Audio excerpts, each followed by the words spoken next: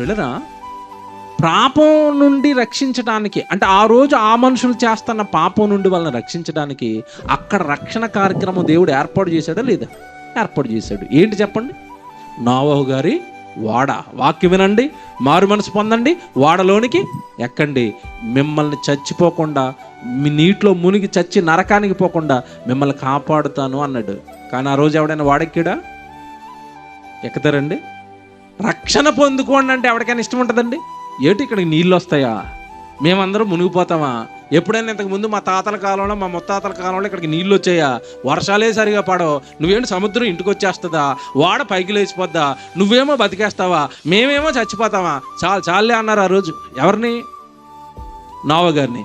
Same ఈరోజు కూడా యేసుప్రభు వస్తాడు రెండో రాకడలో, ఇదంతా అగ్గితో కాల్చేయబోతున్నాడు ఈ లోకాన్ని, మనల్ని అందరినీ మరో లోకానికి తీసుకెళ్ళిపోతున్నాడు, మీరు రక్షణ పొందుకోండి అంటే అందరూ ఏమంటారు?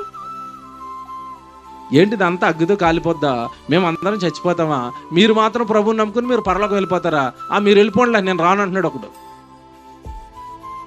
మీకు అర్థమవుతుందా? ఆనాటి నుండి ఈనాటి వరకు రక్షణ అనే దాన్ని ప్రతి ఒక్కడు ఏం చేస్తున్నారు?